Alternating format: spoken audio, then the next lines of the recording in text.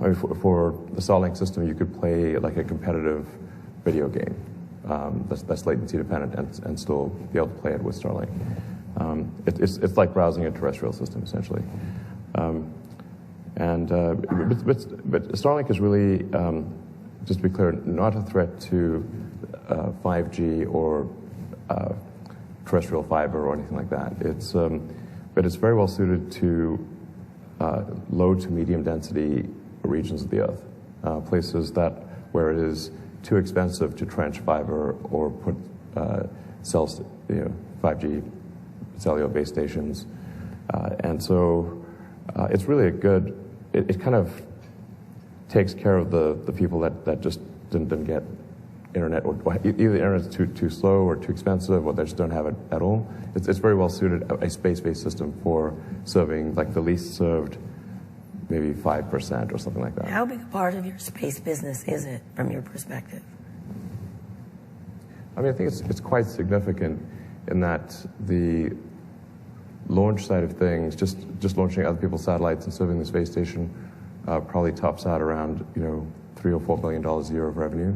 Whereas if we can get to say 3% of global internet traffic, then that's roughly $1 trillion a year business. Then we can increase our revenue by an order of magnitude to more like 30 billion or something like that, and then we can use the proceeds from that to develop the rocket technology necessary to get humanity to Mars and to the Moon and elsewhere in the solar system. So so I think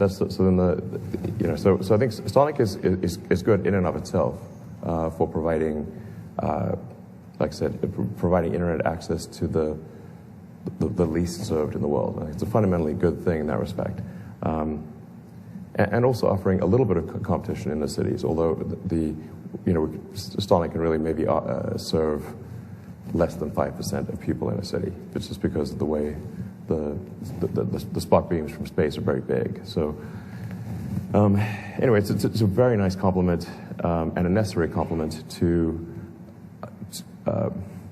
5G and fiber. And like I said, it'll provide a revenue stream for us to develop our next generation rocket, which is Starship. With Starship, we're trying to achieve a fundamental breakthrough that is the holy grail of rocketry. That is to have a fully reusable orbital rocket. This is extremely fundamental. With Falcon 9, we have a mostly reusable rocket. Which you recently proved it landed, correct? We've been landing for quite a while now, but so in fact, a number of our boosters are on their 10th reflight. So we've shown that reusing the boost stage can be done, and that it is economically sensible to do so. What's the difference in price between Falcon 9 and competitors? In using a reusable rocket? Oh yeah, sure. It's really gigantic. With Falcon 9, we still have to lose the upper stage.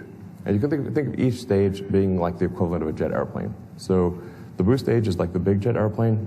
Upper stage is the small jet airplane. We still throw away the small jet airplane every time. So Falcon 9 is able to be the most competitive rocket in the world because we recover the boost stage and the fairing. But still, our best case marginal cost of launch, not taking into account overhead allocation, is about $15 million. Per launch? Yeah, for 15 tons to orbit. Which is quite big. Like SpaceX, over the last year or so, has delivered about, I think, roughly 2/3 of all payload to orbit of Earth.